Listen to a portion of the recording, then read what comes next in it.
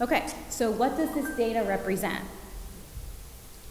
So these are the responses of the students in grades 3 through 12 from fall 2021 to spring 2021. On the left-hand side, you'll see the 6 CASEL competencies: social awareness, relationships, self-management, efficacy, grit, and sense of belonging. And you can see from what our scores, our percentages currently are. So those are the percentages of students responding favorably. And then all in the middle column, and then all the way to the right, you can see the variance level, whether it went up or went down. So again, as I said, the middle column with the blue line shows the percentage of students scoring favorably. And then the right side shows you the variance level, whether increase or decrease based on the fall survey. So one first takeaway when you look at this is, okay, there are areas we've gone up and there are areas that we've gone down. So we want to, really think about what are we doing and how are we addressing these areas.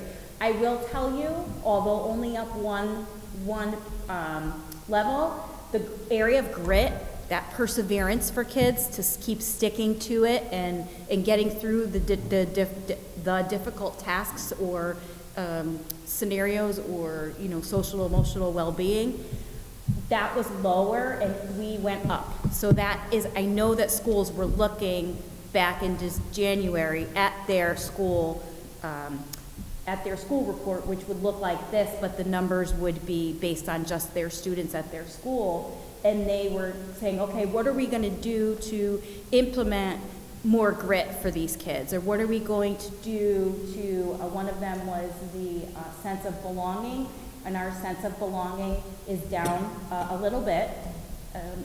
The sense of belonging, we thought in the fall, it's very important for you to understand that in the fall, in the December when we took this, we were out on full remote. We weren't back yet. So now the kids took it this time and they are fully back. So we were hoping that that was going to have some impact on some of these areas increasing.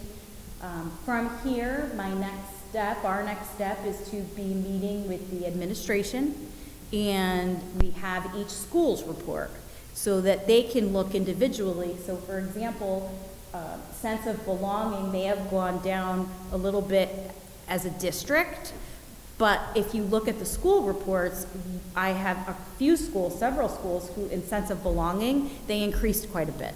So just because the district report looks this way doesn't mean it always looks that way at the actual school level. And the rationale for looking at those school reports is not necessarily to say, okay, it's not a gotcha by any strength. It's to say, okay, what have we been doing? We went up in this area. What should we continue to do? Now let's look at these areas. What might be some goals that we might want to set moving forward and looking forward to next school year? And how can we better improve them? And as well as Ken is going to speak to this in a little while about taking this information and saying, what's our plan for next school year?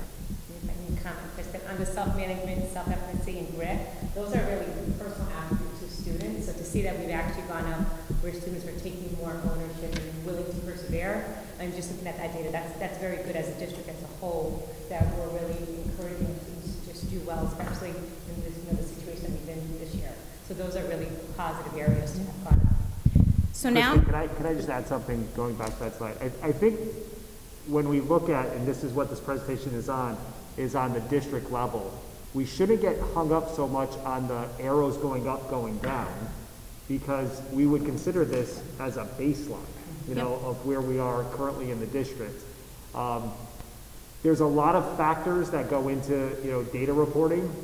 We have not, or the schools haven't had the ability to go down and really get to the granular level of the data to compare whether the same student felt the same way. Right now, these are holistic scores.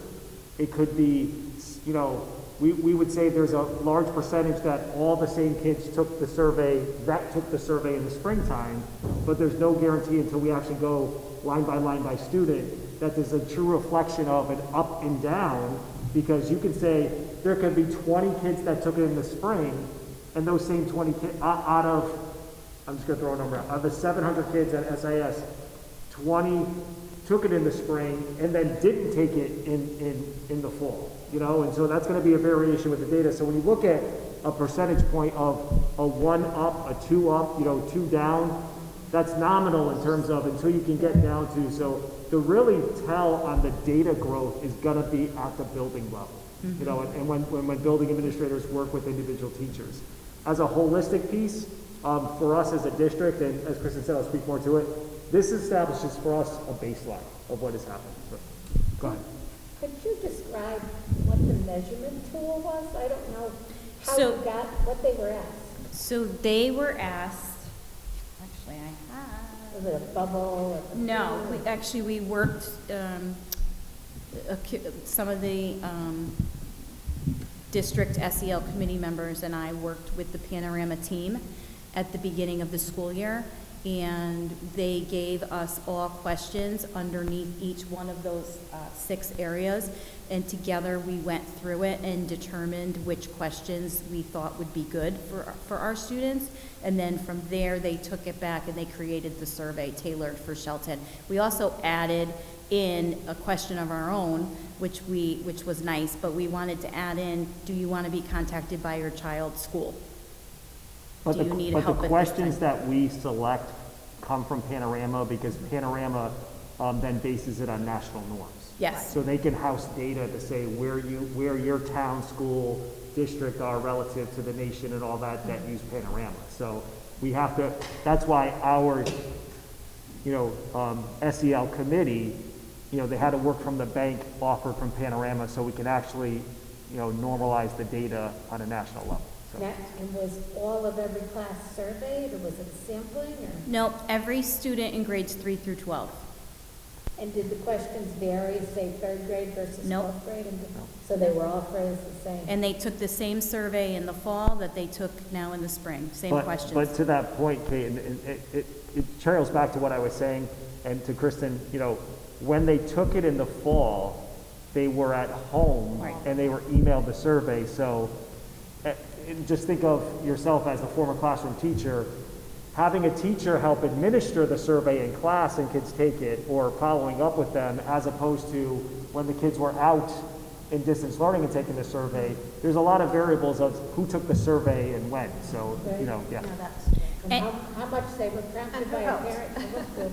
Well, and from here, the teachers will be able to now pull their class roster in Panorama, and it will give them a report with all of their kids' student reports, and it will show the fall and the spring, and very, you know, a little more kid-friendly than a report like this, but teachers can take those reports now and meet with those students and have conversations with them and say, you know, look at, wow, this really went up, but look here, you know, how are you feeling about this? Or what can I do to help you in this area to improve? And there's also the playbook, which is part of the Panorama program. So say, for example, I wanted to look at teacher-student relationship.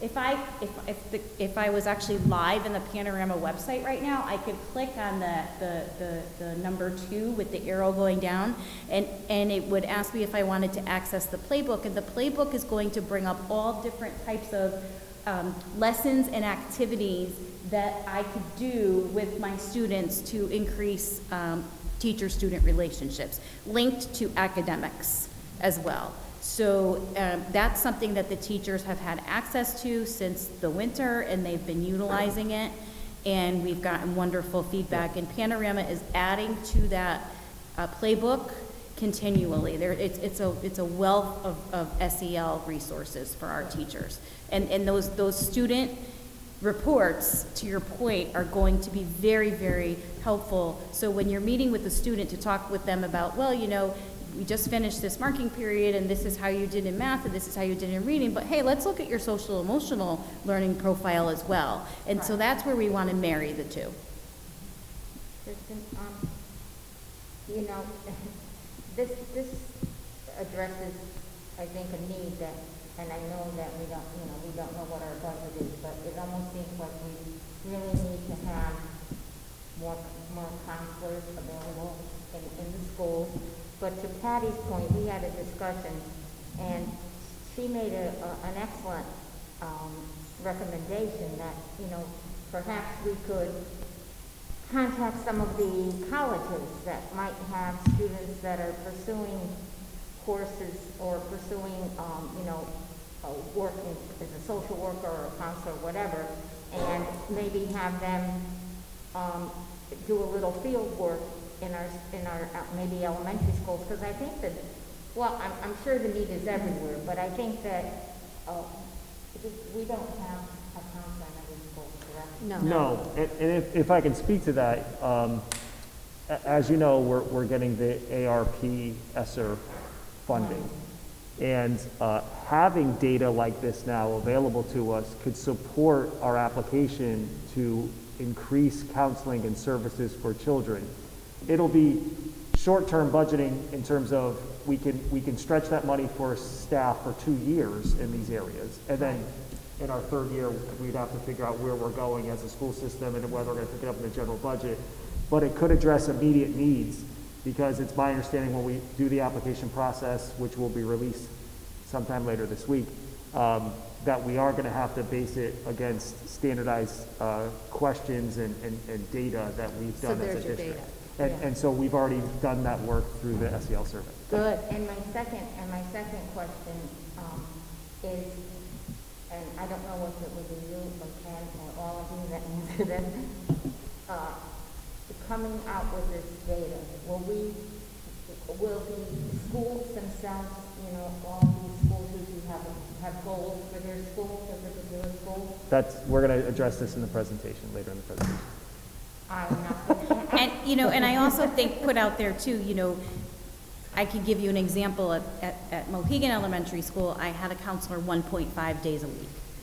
So also the other area that you could look at, if it's hard to find counselors, to your point, you could also look at potentially looking at someone like a social worker. Exactly. That might be something to in order to, determine those needs. I think after this, well, during this time, I think it's probably most important to address it. And I know in our elementary schools, especially, our larger elementary schools that have maybe 400 kids or more, how many people can, I don't even know at Perry Hill, how many counselors do you have? 1, 2? No, we have 2 counselors and social. Yeah, but 2 counselors for what, 750 kids? Mm-hmm. Okay. Yeah, that's a big caseload. Yeah. Okay. So next I'm going to show you the parent responses from the fall to the spring. And great gains here. I'm so thrilled to see this data. Our 3 areas that we surveyed our parents, we really went up. The student needs is that student needs is addressing their learning model. So that's all the questions about how likely is your child able to get onto the virtual meets. How successful is your child to be able to access the classwork in Google Classroom? Questions like that. So we had the greatest increase of 24, which is just that's really big. The reps at Panorama said just going up a few points is really good, but when you go see something like that, it really shows that we had quite a focus as a district. And again, going from, they took this in the fall when their kids were home with them, to now they're back in school. So that is a factor to take into consideration. Ken? And I'm just going to say, and unlike what I said with the students, where the testing administration varied, because remember how the kids took it in the fall and the kids took it in the spring on distance learning and then in school, the parents, it did not. The method of administration for the parents was still the same. They got it through IC in the fall, they got it through IC, so the likelihood and compliance that parents took it in the fall and took it is more probable than the students, which then tells us that these factors of increase are significant. There's really weight behind that in terms of that 24 growth, but the growth in all areas, because there was no change in the testing administration for the parents themselves. Mm-hmm. Mm-hmm. And some of the other areas that they looked at within student needs was how concerned are they about their child's academic growth? How are they concerned about their child's relationships with teachers, peer relationships, things like that. So, you know, that was really nice to see. And then again, these 3 areas will be broken down by each school. So they can look at it for their school and determine from there, okay, well, you know, this is an area that, you know, we need to focus on, or an area we need to praise with all of this wonderful data, and see what we could do to make it even better with how we can reach our families and our kids. Any questions on the data aspect? Good. Okay, so now the other piece of this presentation is we wanted to show you how are teachers utilizing this in the classroom. So we started this journey back in July, where the state came in and said, you know, this is what we need to do, this is good practice during COVID, and we created the lessons over the summer, and, you know, was really putting a push to this, and we called it SEL, Social Emotional Learning. What's happened is we've really, through CASEL as well as through the state, we've really had a push to go to SEAL, which is Social Emotional Academic Learning. So tying this and weaving this into and embedding it into our instruction. So there have been so many wonderful success stories out in our schools where teachers have done this so successfully. So Tina is going to share with you some of that practical implications during the school day. Oh, I'm going to go back to this, Ken, because you're going to be, there you go. Okay, so as Kristen said, the A is for the academic, and as we know that addressing just the emotional and social need of the student is not enough, and will have a huge impact on their academics. It's really addressing the whole child. You know, their academics is greatly impacted by the emotional well-being of every student. And the primary goal of SEL or SEAL is really to develop these 5 essential skills. And self-awareness, it's really recognizing your own emotions, and as well as your personal goals and your values. Self-management is being able to regulate your own emotions and your behavior. Your social awareness, that's more the empathy, understanding and having compassion for others that are other people who are different from you. Being able to maintain or develop and maintain healthy relationships, not only with yourself, but with those around you. And then responsible decision making is really helping students make good, positive decisions with regards to their own behavior. And if we look at these essential skills, it's not just about students. These are skills that we need as adults in order to be able to navigate life. And by targeting these skills, we are not only creating better academic outcomes for our students, but really preparing them for the future. Because all of these skills are skills that we just need to have as adults, just to, in every area of our life. All right, so what are some of the practices that we're using in the classroom? And if we look at some of these practices, for those of us in education, it's really just good teaching. It's really learning about your students, helping your students be successful. You know, teachers are helping their students learn strategies to regulate their behavior and emotions in the classroom. This is simply by having your classroom rules, enforcing them, having students know what the consequences are for making bad choices. And at the elementary schools, we have you know, the PBIS systems. Right now, a lot of teachers are using mood meters to have students, when they come into their classroom, sort of kind of gauge how they're feeling. And this helps not only the student identify how they're feeling, but also it helps the teacher, you know, if they're doing this on a Google form, to kind of have that information going into the classroom as the students come in, and really be able to, you know, see how a kid is doing. Maybe that day you may not want to call on a student. They might, you know, some other things are you know, maybe going on. So it just really helps students be able to regulate, but again, it's just good practice overall. Teachers engaging their students in how they learn by providing meaningful choices and creating opportunities for choice. Often, you know, and going back to the first one, when we talk about learning strategies, that's self-management, it's self-awareness, it's also about teaching responsibility. So all of these practices really do touch upon those 5 important skills that we're really trying to develop. For that second point, it's really allowing students to recognize their strengths So if a teacher provides students with a choice in their activity, a student is able to recognize, I'm really, a strong writer, or I'm really good at doing art. So when I provide choices, I'm allowing the student to really recognize their strengths, but also realize, okay, if I choose this project, I'm aware that, I have a greater likelihood of doing well, and I'm also taking responsibility for my own learning. Teachers creating learning experiences for students to apply. Positive social skills through collaboration, and also modeling how to navigate challenges in the classroom. So what does this look like in a classroom? As a former science teacher, encouraging my students to work in groups. Okay, while they're working in groups, I'm teaching about communication skills, being open-minded. Those soft skills, accepting and, respectfully disagreeing, but also teaching the student that if there's a problem, how do we problem solve, okay?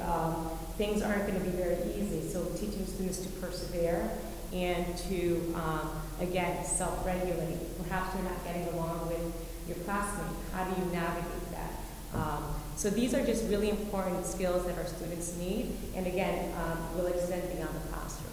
Promoting a growth mindset where students embrace their mistakes and feel free to take risks. So again, let's say you administer a test and your students don't do well.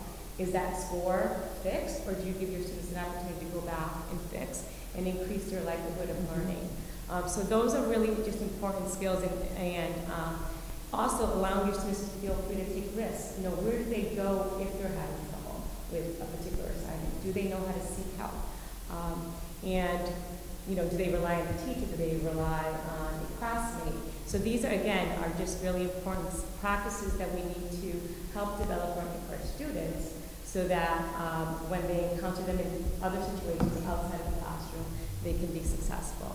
And then, as Kristen had mentioned, about really taking the information from the survey and helping students develop personal goals with regards to academic and social goals as well. So having those opportunities to meet with your students and have conversations about, whether we're looking at their performance on one particular assessment or at the end of the marking period with our advisee groups or in homerooms or guidance counselors, meeting with students and helping them navigate why aren't they doing well. Okay, where do I need help? Where do I go and seek help? And I think this year more than ever, we've seen students maybe struggle academically, and primarily, with regards to the pandemic, and really being able to support our students, because at the same time the students are growing socially and emotionally, they're also growing academically. And if we don't address the social emotional, it's going to have an adverse effect overall. And I think the overall goal is just really helping our students be successful in life. And by addressing their social emotional needs, that's the benefits of addressing SEL. And some of the points that were mentioned, that by helping the student navigate difficult situations, we're going to have greater academic success, fewer behavioral issues, less emotional stress, so students knowing where to go to seek for help. Encouraging positive social relationships with their teachers, their peers, better teacher and student relationships, less bullying, improved career readiness, improved graduation rates, less teacher stress, and more positive school climate. So these are all the benefits of having social emotional as part of our school program. So it's not just the academics. We really want to address the needs of the whole child. And one thing that I thought was very interesting was that for SEL, for every $1 that we invest in an SEL quality program, the rate of return is $11. So we have less kids that are going to, that are going to have better jobs. Their job outlook improves. So by investing in our children now, we're setting them up for a successful future. Okay, so how will this data be used? Obviously, I shared with you, we have the SEL District Committee. We will be meeting with that committee, I believe, within the next week to dive deeper into this data and to come up with goals for next year and where we are going as a district. Again, I talked about analyzing the individual school data. I've already done that. I'm going to be meeting with the administrators to share that information out. Obviously, we're going to identify our areas of strength and weakness. I don't want to call it weakness, but areas that we can grow in, and continue to utilize. The teachers will continue to utilize the Panorama playbook. And then embed SEAL into academics. And this isn't up there, but I'm going to share this with you. We are also embedding SEL into our summer school program as well this summer. So that is definitely an area that is of high priority. We recognize it, and it is being embedded within the program. So now I'm going to take it over to Superintendent Saranich, who's going to talk about next year. The Panorama playbook, is that activities for the teachers to use in the classroom? Yes. Okay. And it ranges, Kate, from, a social activity that you could do with your kids to a Newsella article aligned to, academic content that might teach something like perseverance, or, you know what I mean? So there are so many different options. There's morning meeting pieces if you wanted to pull that piece for your class. So there's a lot of different, there's so much in there that you couldn't get to all of it within a year. Everything's there. So it's not like they have to come up with all bunch of activities. They've got a lot of resources. Yes. Right. I just had a question too. If the child had like a major family life event in their lives or something, does this help identify that or help escalate that?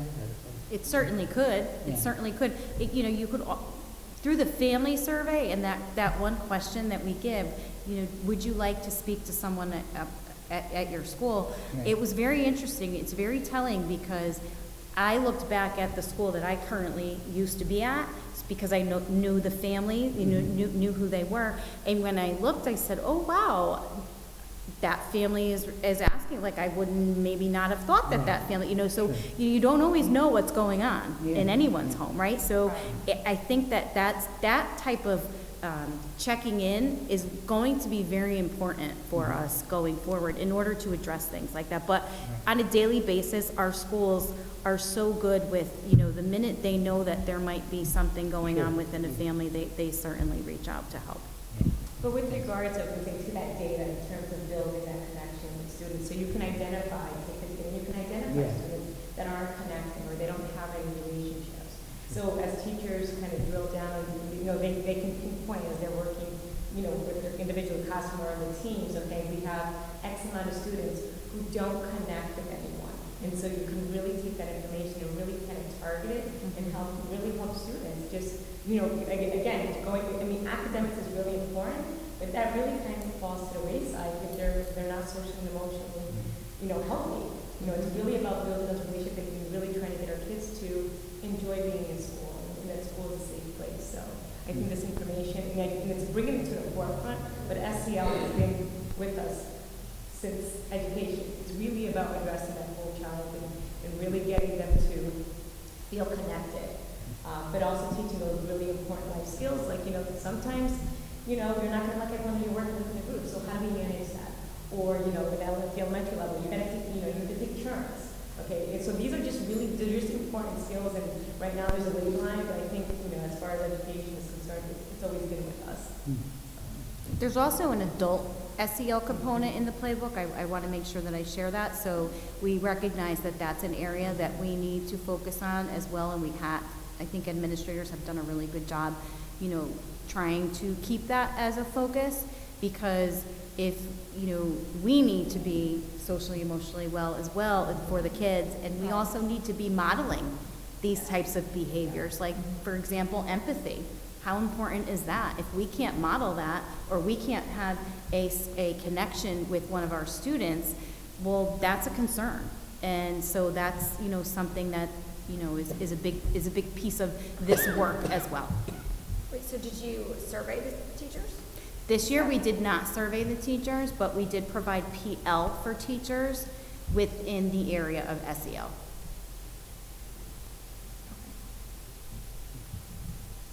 So Miss Xavier kind of stole my opening line when I was going to say, no, I'm just, that. Great minds think alike. One of the things that we need to remember is social emotional learning is not a new concept.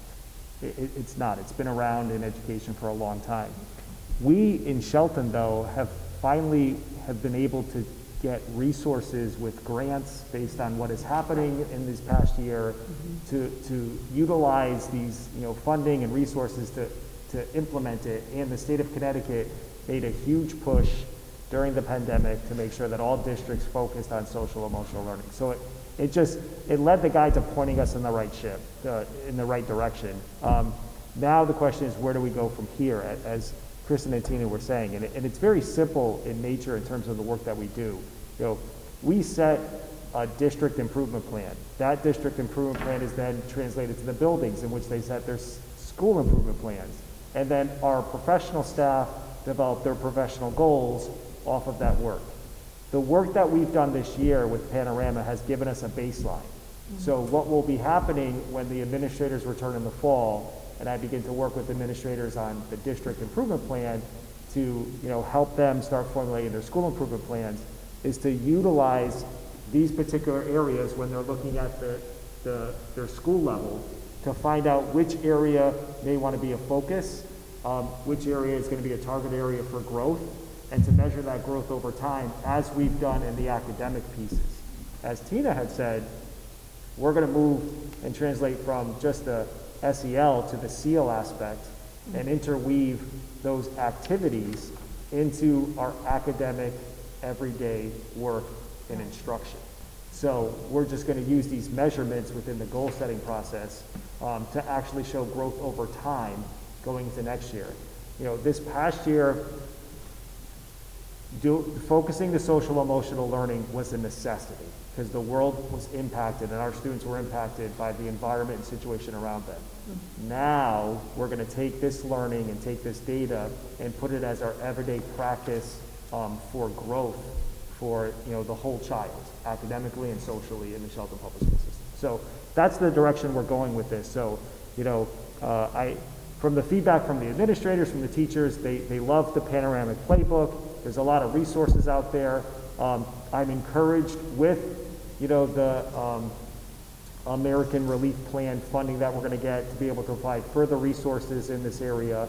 But most importantly is you will see as a board when we set our district improvement plan on specific target areas relative to the data that you see up there, and then that'll translate down to the school level and the individual professional goals. Right. So.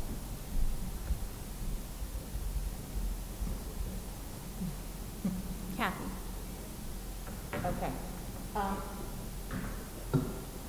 I think, as Tina and Kristen pointed out, as a teacher for many, many years ago, I always did a classroom inventory, and I had the kids, no matter what grade I taught, and they put down their likes and their dislikes, and that gave me a little bit of a picture of, of the kids. What are they afraid of?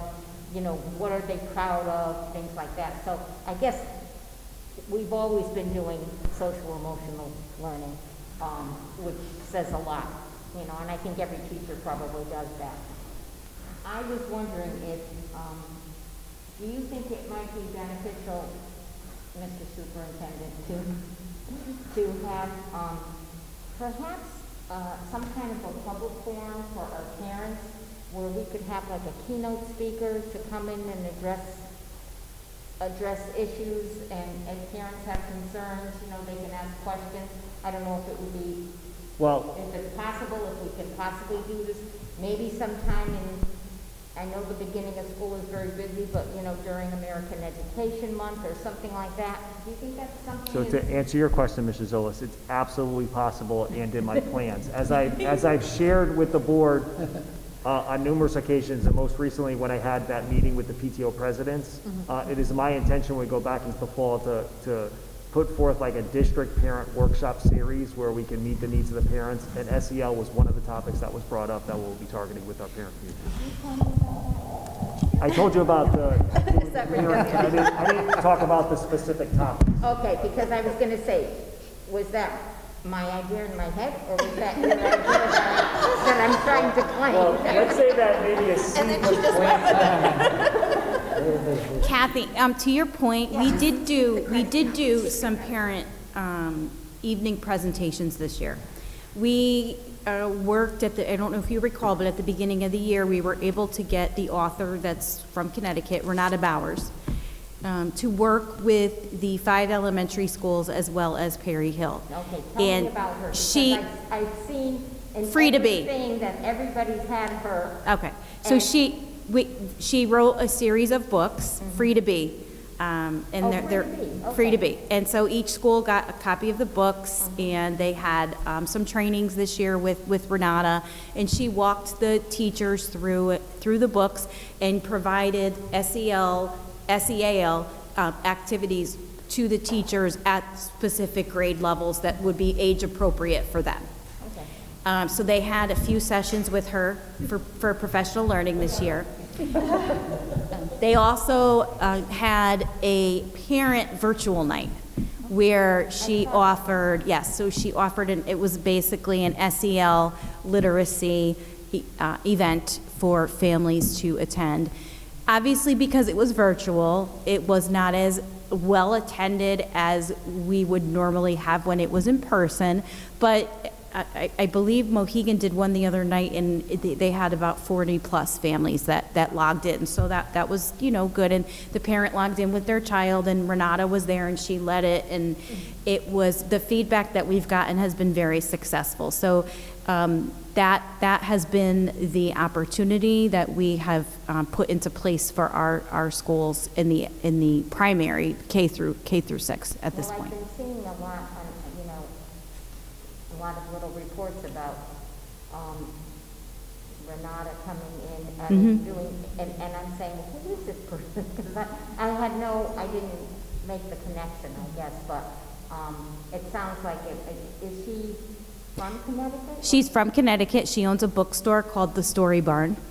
She does events right out of her bookstore, Maybe and we could have her come.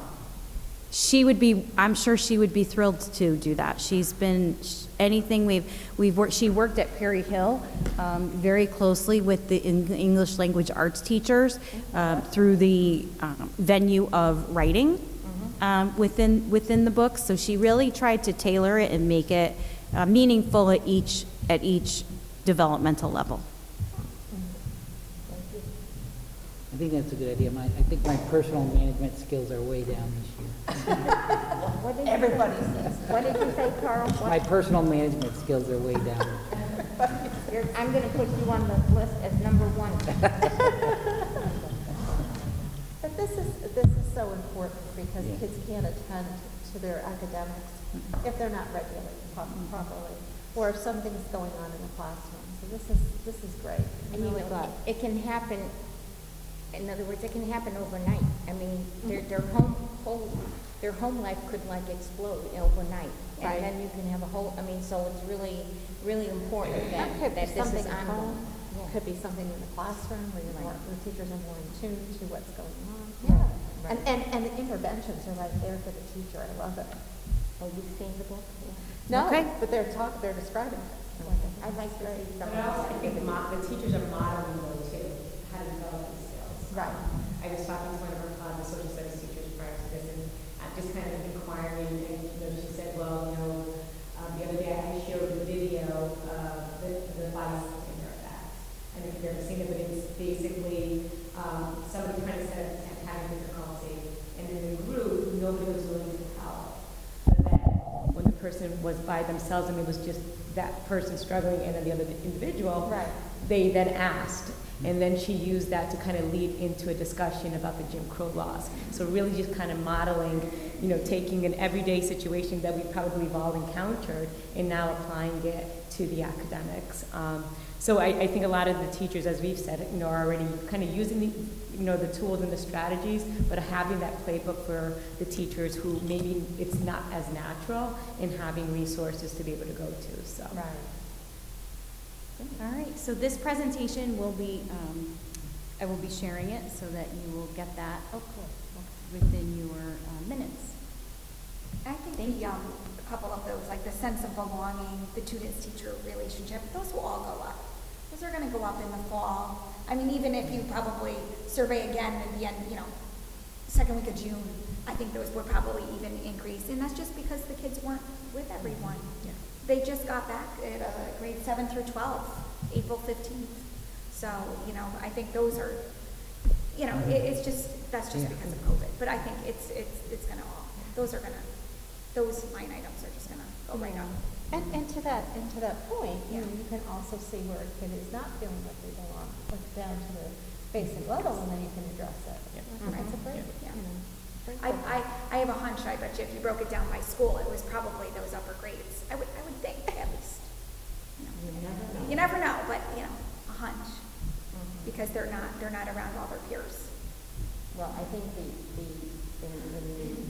the future, I think that with all that we're trying to do and doing, we should see some definite growth in that. And I'm glad that we are planning a forum that should have ESP or something. Because I think that parents might want to come and just talk about, you know, what do I do if I see my child doing this? Well, how can I help them at home? Because let's face it, on the weekends the teacher's not there, the teacher's not available to help. How can I help? How can I help when they come home and they have homework to do? I'm looking at Mrs. Romano, I think it's it. and I think that, you know, and it also brings together our community, which would be, I think, which is important. Good job. Thank you very much. Thank you. Thank you. Insightful. Thank you very much. Ken, So superintendent? my comments supporting the agenda were blended into the presentation. I don't have any additional comments than what I've shared.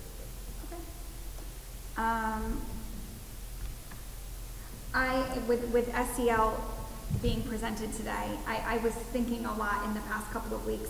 I was hounding Kristen here and there, calling her, texting her, asking her how things were going, because, you know, it just brought up the thing of, you know, how are the kids? We have finals coming up for these students. I talked to Kathy, I talked to Carl, I talked to people in between, and I'm a worrywart. So I was worrying, well, like, you know, they didn't do that last year.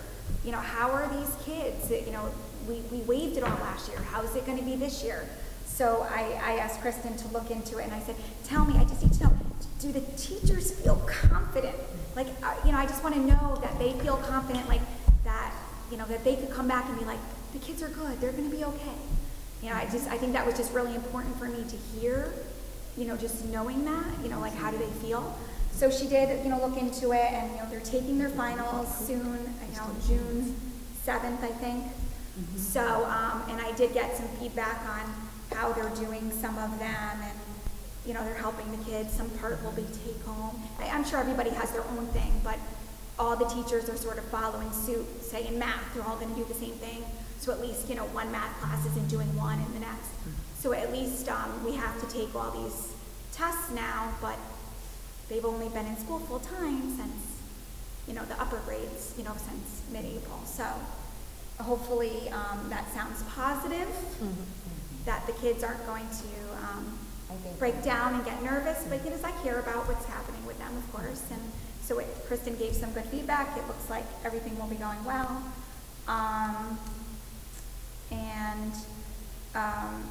For next meeting, I'm going to talk to Teaching and Learning and Ken. We're going to be creating a wish list of some items that Teaching and Learning still needs.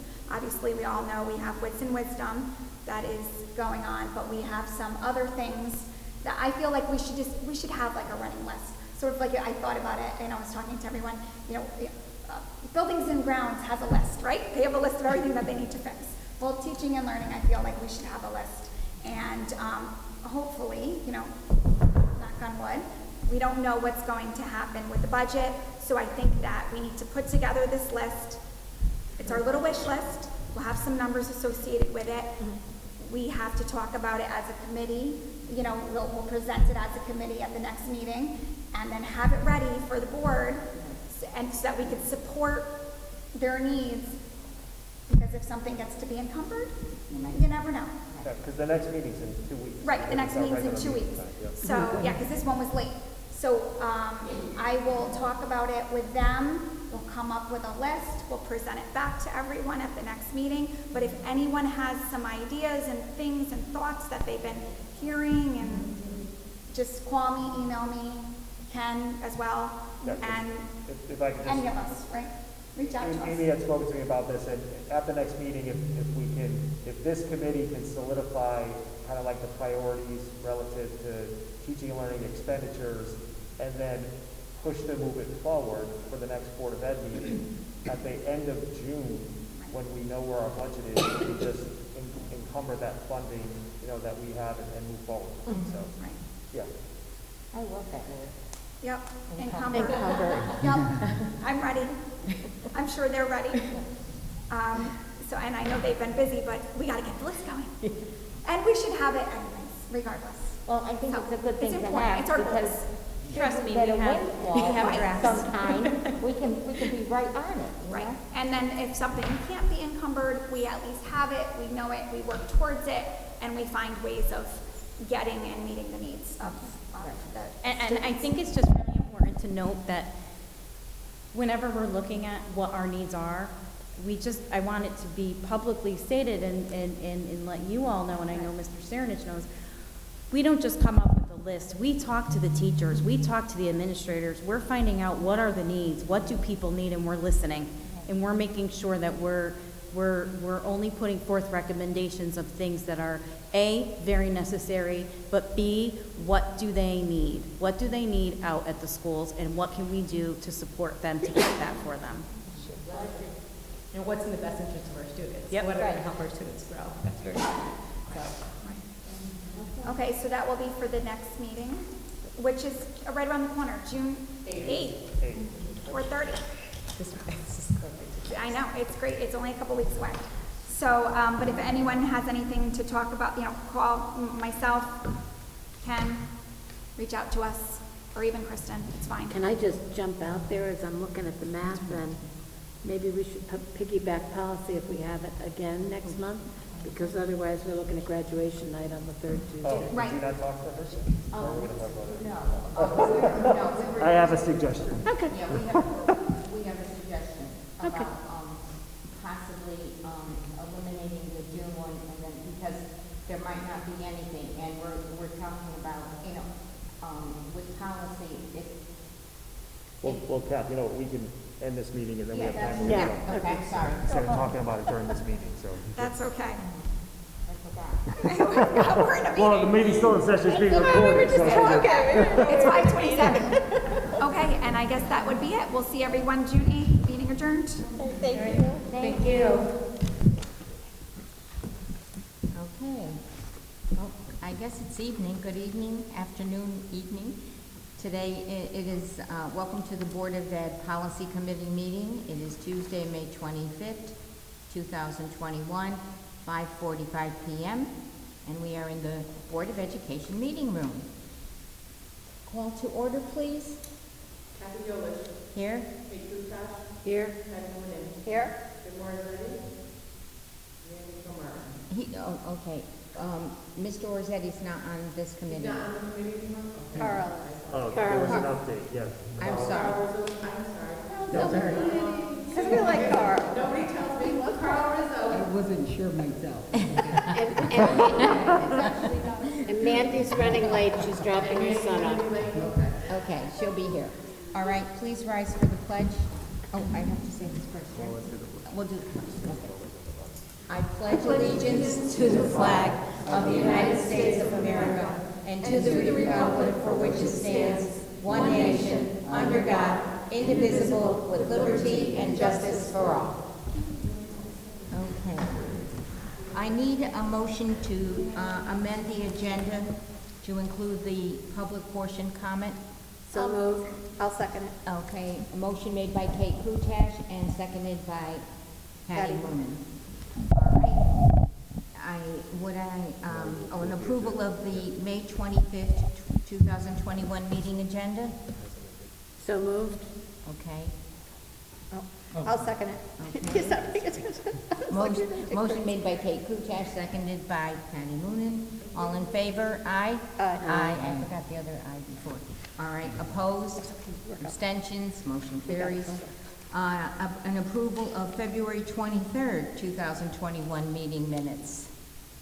Oh, I'll make a motion. Okay, a motion made by Carl Rizzo, Second. second by Kate Kutash. All those in favor? Aye. Opposed, abstentions, motion carries. All right. Right. Is there anyone from the public who wishes to speak? Anyone from the public who wishes to speak? Anyone from the public who wishes to speak? Sensing none, we will continue on. Thank you. Agenda items. Policy 6141.321A. Okay. So, I will begin. As we have discussed as a board, and I've mentioned it to board leadership, brought to their attention, we have had a policy that has been in place for several years surrounding our acceptable technology use policy. What we have learned this past year by going full distance and engaging in more technology use as a school system and to come in the future as we increase the devices in our school system, that this policy needs to be updated. There's been some state legislative decisions that have been put in place relative to usage in technology at the student and staff level, and there have been some aspects of the policy based on this past year that we learned are outdated practices that need to be reflected.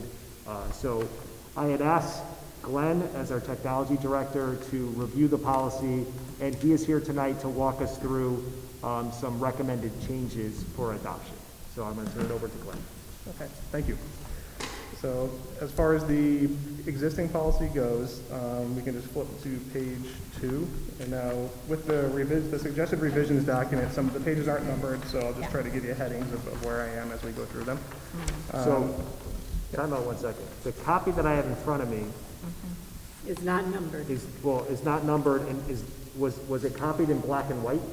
Yes. Because the red would reflect the changes. So I just want to, Yeah, I mean, I have the right copy with the red. When I printed what Lori sent me, I didn't realize that there was color. I didn't read through it. no, that's fine, but I'm just going to say it's going to be somewhat challenging to follow along without the color copies. Do we want to recess for like 5 minutes and just go make color copies? Yes. Okay. Why don't we take it? Yeah. Okay, we'll take a brief recess for 5 minutes so we may get the colored copies. Do you have a color, Glenn? I do. I can get it on that email. I mean, we, Okay, we are now back in session for our policy meeting. It is 5:56 p.m. and we are now going to resume with Mr. Newman, our technology director, updating us on this policy. Thank you. So everyone should have a color copy in front of them now. And since there are not page numbers, we're just going to flip to the second page. Flip the next one over. And then you should see on this one it has legal references. And in there, at the bottom, I've listed the 2 relevant Connecticut laws regarding student data privacy. There's an original, and then there is the revisions to the original. And those basically represent the majority of the changes in terms of what's being added to the policy. and this board is always, that's kind of boilerplate. You have to reflect to the current state legislation, so, you know. Yep. And just at the bottom of that page, it was just, I changed it from, when it was updated to be current in terms of spring 2021. Now, going to the next page, it says acceptable technology use community agreement, and then it says network, and we're going down to number 2.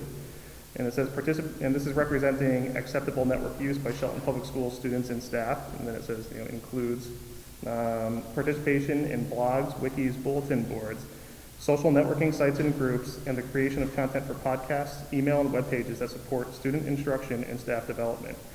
Now, I've crossed out the social networking sites and groups, and that's, it's apparent that this was written, many years ago during a time when social media was new and emerging and, was popular and was added in here.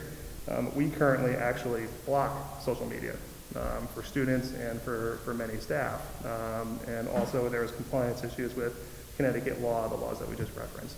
So, I'm requesting that, we don't even have that listed in the acceptable, portion as far as this document goes. And Glenn, if I could add just from Yeah. our discussion, and many of the social media sites, like let's talk some of the most popular like Facebook, have age restrictions.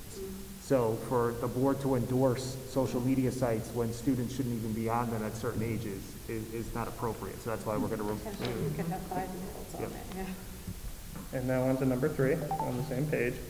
It says, this is acceptable network use. Publication through the internet of original educational material, curriculum-related materials, and student work. And I added utilizing approved district resources compliant with FERPA and CT Public Act 16-189 as amended by CT Public Act 18-125. And so those are the 2 Connecticut laws that were just referenced on page 2. And that's just stating that, basically those 2 Connecticut laws are covering student-generated content and student data should it leave the building and go to a third-party server. And so anytime that's happening, we have to have approvals for that. We cannot just utilize a service without checking what's happening with the data, where it's going, and making sure that we have, terms of service that are compliant with Connecticut law. And this would be, as your superintendent, advisable to the board. It protects you. You don't want any employee or anyone, using some third party that hasn't been vetted or compliant with FERPA, because then you're liable for releasing that student data. And so flipping to the next page, again, we're in the acceptable use and going down to number 5. And now this one has the largest, sort of narrative of changes.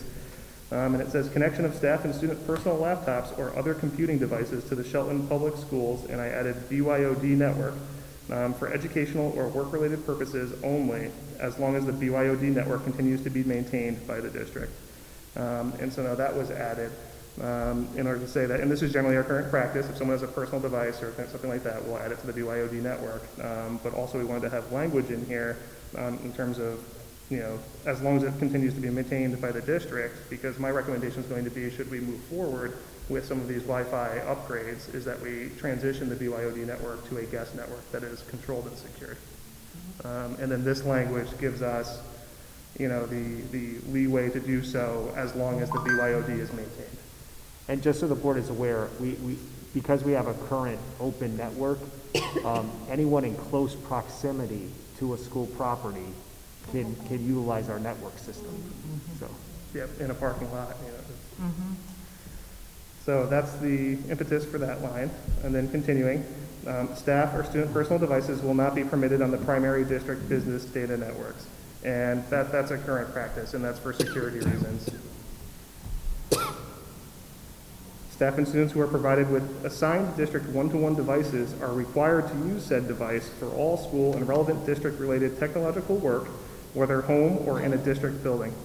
And so that line is added, as we're getting to one-to-one, just to state that our expectation is that you're going to be utilizing any device that, we've paid, all of this money to provide for you, to access education in this technological world that we're currently living in.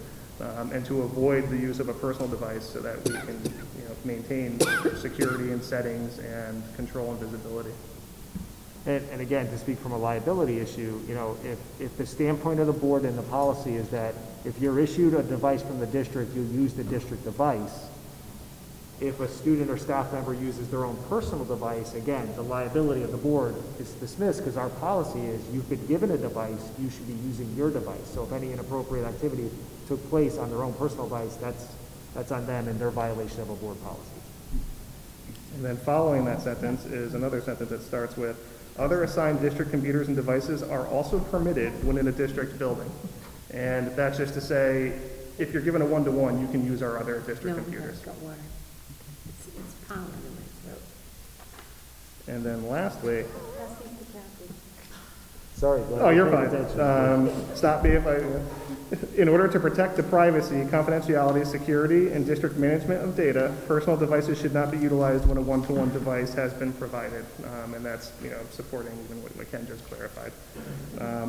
And then I crossed out the qualifying statement that says, after checking with the building principal to confirm that the laptop is equipped with up-to-date virus software, compatible network card, and is configured properly. And it's just not necessary at this point. And I mean, our principals are great, but you know, it would take a technology department member to be qualified to actually make this determination. And it's just implied and it's okay to not have that there. So now on the same page, moving down to unacceptable network use by the Shelton Public Schools student and staff includes but is not limited to, and then going down to number 5, all I did basically was add and any other malicious activities. And that's just to have it kind of be all encompassing in terms of things that they could do. So now we're going to flip to the next page and then flip again to another page. And again, we're still in unacceptable use, and we're looking at number 12, which is added. And it says utilizing apps, online services, websites, or software, whether free or paid, that are not district approved and compliant with FERPA and CT Public Act 16-189 as amended by CT Public Act 18-125 as determined by the Technology Department. An updated approval list can be found on the district website. And again, this is already in practice. It's already on the website, and we're going to work on having an update scheduled for that, that actual document that can be found there. And so the board is familiar with the process. When a teacher would like to utilize a new website, they just can't implement that website with their class without getting approval from the tech center. And this is basically, this is that line that kind of, this has always been the procedure. And we keep a list of approved websites. Glenn operates that and keeps that so that a teacher can look at the list before and say, okay, they're already on the list, I can use them. If it's something new, they have to go to the tech center. That has always been the procedure. Now we have language in the policy that says if they use a website that has not been approved, then they're violating the user agreement. Yeah, and they would reach out to my department, and we would determine with the software company what's going on with student data. Are you collecting it? Where is it going? How's it being stored? Do we need to, we ascertain if they need to sign our district agreement. Clarification, Glenn, is it an approval by anyone in your department or specifically you, or? Currently, right now, it's me that is doing the approvals. The hope is that it's going to either be myself or Teresa Milio come summer, but we're still determining that. But as of right now, it is me. And if they put in a help desk request or email anybody, it'll get to me. Or designate. So even if it's a site that does not use student personal information, they still have to get permission? They should still vet it if they're not sure, but later in this document, there's a statement that says if it does not use or transmit student data, then it's already approved, it's fine. Okay. Yeah, it's only when student data is leaving the network and going to a third party that then we've triggered this law. And it takes my department to make that determination oftentimes. That's determined by the technology. So something like extra math, where all they put in is a first name so the kid can log in. Well, it's related to student-generated content, student personal information, and just student data in general. So even if a student writes a paragraph or a few sentences and does not put their name in, you trigger this law. Oh yeah, it covers quite a bit, in terms of what we have Just to. curious, thinking of things I've done. Yes, and the companies can have terms of service that are already compliant. They can have an addendum, or they need to sign our agreement that was drafted by our legal counsel. Glenn, do you keep track of the sites that get rejected? Do you keep track of that list? We have an approval list, and we can certainly keep track of it. There's not a rejection list that's posted, it's just what's approved. Yep. Mrs. Canosa? I think that technology department should be changed to director of technology or designee, because I'm not sure that everyone in the technology department would have the same level of information about which sites are appropriate and which sites are not. So I think that if we're going to tell a teacher or another staff member that a site can't be used, I think that should be you or whoever you deem appropriate. But to me, it should be a limited amount of individuals in your department who can approve or disapprove. Okay, yeah, we can change that language. And I agree with this, because I'm just thinking too, like, you don't want one of your tech personnel in a building and a teacher say, hey, can I use this website? And they said, oh, well, so-and-so said it was okay for me to use it. Yeah, and I make sure that my department staff know that whenever a situation like this arises, that it's brought to my attention before any implementation, but even so, I agree. I just think that it carries more weight there if you say director of technology or designee. Okay. And so anytime that's referenced in here, I'll just automatically assume we want to change it to that, because there's going to be a couple of times where it says technology department. Okay, and just lower down on this page, under filtering and monitoring, I just capitalized an I for Children's Internet Protection Act. So now we're flipping to the next page, and then another page. And we are on network security, where it says the following procedures are designed to safeguard network user accounts. And I just added a password statement, which I think is just good, informational for people to read and see. And it says passwords should not be duplicated across staff or student accounts unless approved by the technology department. And passwords should meet complexity standards and not be easily decipherable. And i.e. include capital letters, numbers, and special symbols. So it's more informational and stating the obvious, but I do think that that's important in this day and age. And now down to where it says student data is confidential. Again, this was mentioning FERPA in the first line. This was just adding mention of the Connecticut laws that we've been talking about. And it says district staff as well as students related to their peers must maintain the confidentiality of student data in accordance with the Family Educational Rights and Privacy Act, FERPA, as well as CT Public Act 16-189, as amended by CT Public Act 18-125. Then it says staff and students must only utilize district-approved resources that are deemed compliant by the technology department, and I will change that language too. An updated list of approved free and paid resources is available on the district website. Any online service that transmits student data must be in compliance. Software or online services that do not transmit student data as defined by CT law are already compliant. And so that's kind of speaking to the suggestion before of what happens if it doesn't involve student data. So now if we flip to the next page and then flip another page. Do you want me to speak to this part, Glenn? This is the student. You want me to speak to this part? It's the student discipline. Oh, sure. Yeah.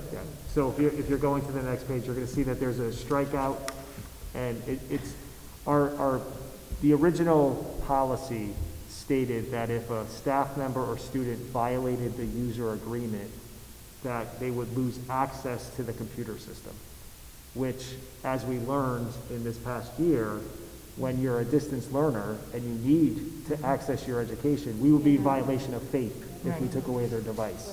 So we've removed that language from the policy and have just added the idea that, disciplinary action, including but not limited to suspension, the child can be suspended, termination if it's an employee that can be terminated, and or expulsion, depending on the specific conduct.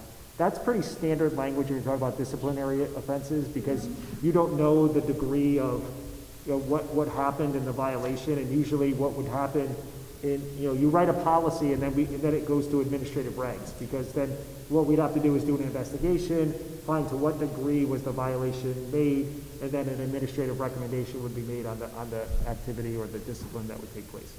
So in that section, what we did is we just removed the language that said they would lose the privilege of computer use, because we in today's day and age, that would be a direct violation of FAPE. Yep. Yeah. All right, and so similarly, in the next paragraph, we removed, including suspension or revocation of network and computer access privilege, of employees. And so you're going to see this a couple more times throughout the document where those statements were removed. And then now down where it says Internet Safety Guidelines in number 1, I just added a couple of things there. It says keep personal information, name, address, personal phone number, passwords, and I added pictures and audio/video, private and offline as applicable.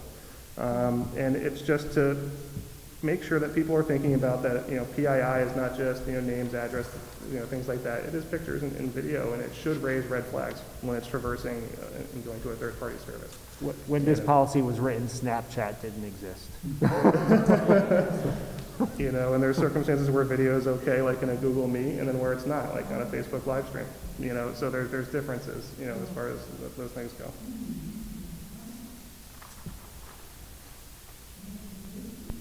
All right, so now we are on number 15, which is still in the Internet Safety Guideline on the next page.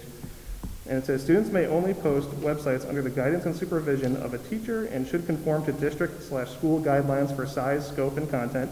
Student websites must be related to the curriculum and must be reviewed by the classroom teacher with prior permission. And that's a strikeout that, it was just a formatting issue, but I added it back. Without prior permission of the building principal or designee and technology department. So that too can be changed to technology director or designee. And then on number 16, it says personal information about staff and or students, including personal telephone numbers and addresses, may not be posted on websites. And then individual photographs with student names should not be included without first reviewing the need with the building principal. And that's a good practice, and that was crossed out because it was replaced with a more inclusive, all-encompassing statement at the end there to include more than just pictures. And that statement is, student personally identifiable information, PII, and data should not be posted to online services without district approval. So should I, without is district approval all right, or should that still say technology director? Should there also be parental approval?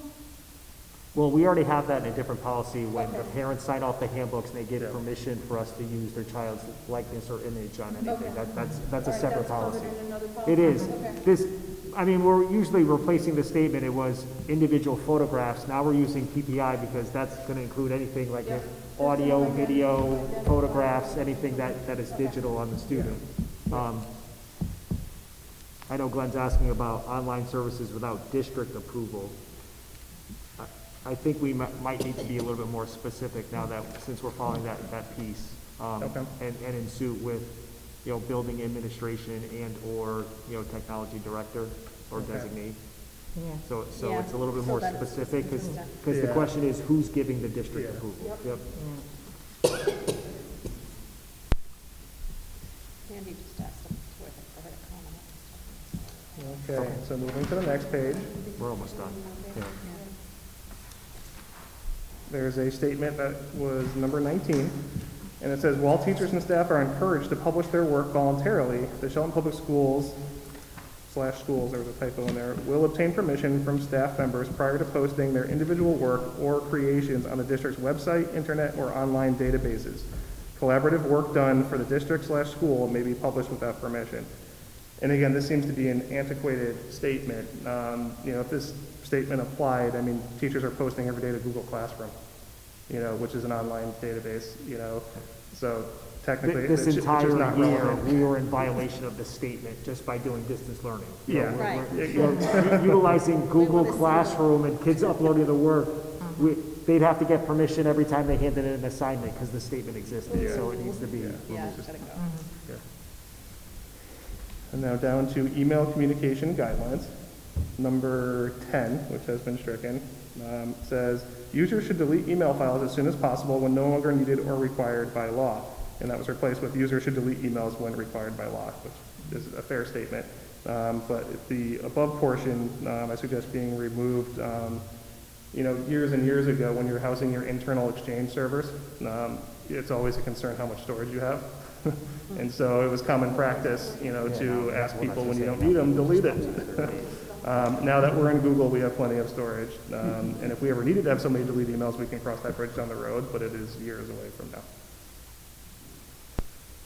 And the next line says, users should not open attachments from unknown sources. And then the cross out is, if sources are known, attachments should be saved to disk before opening. This allows for better virus detection by the antivirus software.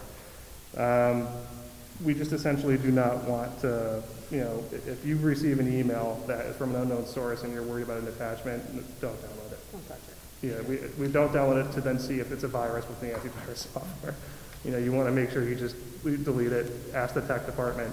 We don't want to download it if we don't have to. And now if we flip the page, crossed out is, do not let email become a substitute for personal contact. And below that is do not let voicemail become a substitute for personal contact. And I just think that it's obvious, given the pandemic, that, you know, How would we communicate if we can't use email or a phone? we don't want to encourage this. We don't want our COVID operations committee to see those lines. And now flipping the page, we're at the agreements that the students, parents, and staff sign off on. Yeah, just so the board knows that the next, this ending part are what's issued to staff, students, and parents. So all those changes that Glenn just reviewed, he just made the corrections in what's actually issued at the beginning of the year and people sign off on, so. Yep. So in here is nothing new. I mean, you can flip through it. You'll just see the loss of privilege has been stricken, so it's nothing. It's just, we just updated the forms that are signed off on based on the changes that we're proposing in this document. Glenn, just a quick question. The teachers are getting these new personal devices. Do they have administrative rights to it? Can they add software or they can't do anything? No. Anything like that would have to be approved and So added we'll through do the technology department. So someone can make a motion today. Is that in here somewhere, or does it need to be, or is Full board. That's just a default practice. I did not see that specifically in here, and I could review it again to see if maybe there's something okay? like that in there. I think if they don't have administrative. Yeah, it's standard operating procedure that no one has that, except for my department. So, Madam Chair, I make a motion that we move the recommended changes to the full board next week. Well, that's tomorrow. That's tomorrow, so it would have to be for June. So, For June? yeah, Okay. so we'll put it on the agenda for June. That's it, because we can't, Okay. yes, because the board meeting's tomorrow, so I don't know if we Not can enough get time. it, Not we gotta get enough time. enough time to. So, So no motion. no, there is a No, motion. she's making a motion to put it on the June board. To take this with the corrections and bring it to the full board for the June board meeting. Thank you, I'm sorry, I couldn't hear. Okay, we have a motion by Kate Kuchar. Do we have a second? And I'll second it. Patty. Seconded by Patty Moon. Okay, any more discussion? All those in favor, aye? Aye. Opposed? Abstention? Motion carries. Thank you, Glenn. Thank you. Glenn, I just have Thanks, Glenn. one question for you. When, at the end of the school year, are all of the Chromebooks collected? Yes. And then they're collected and checked off, et cetera? Okay. Yep, we are going to be collecting all the Chromebooks and checking them out, making necessary repairs, redistributing and reassigning as necessary for ESY. And also, it's necessary for us to collect them because as we replace the 5th and 7th grade Chromebooks, we need to collect their other ones so that we can repair and repurpose and reassign. That's gonna be a bigger task than it's ever been before, right? Absolutely. Oh, gosh. We have the entire high school, which we've never had all at once. It's going to be a much larger task for sure. And then with adding staff laptops, it's but it's a good problem to have. We're happy to have this problem. That's for sure. Thank you very much, Glenn. Thank you. Any other questions for Glenn? All right, superintendent's comments? Very brief, I want to thank Glenn for going through this, obviously necessary changes that we have to do, and for the board for moving this forward. And I think it's at the utmost important based on the digital age that we are in education. So thank you, Glenn, and thank you, board, for this work. Will this as- be consent agenda? Or will it be a discussion? So, since you're asking that question, when you give out the report of committees tomorrow night, you can report that there's been a change that the board, we can give to the board, so it sits for 30 days and goes in the consent agenda for the June meeting to pass. So that's what we'll do tomorrow night. That's part of your report, and then they'll get a copy to sit. Okay. Okay? That's what I have. Okay, and I just want to thank everyone. It's nice to see each other in person. And our next meeting will be determined because we're scheduled on one of the graduation. On the graduation. On the graduation date, and I'm optimistic that we will have graduation on the designated date. So, We were discussing possibly pushing off to August because the legislative session doesn't end till Well, July.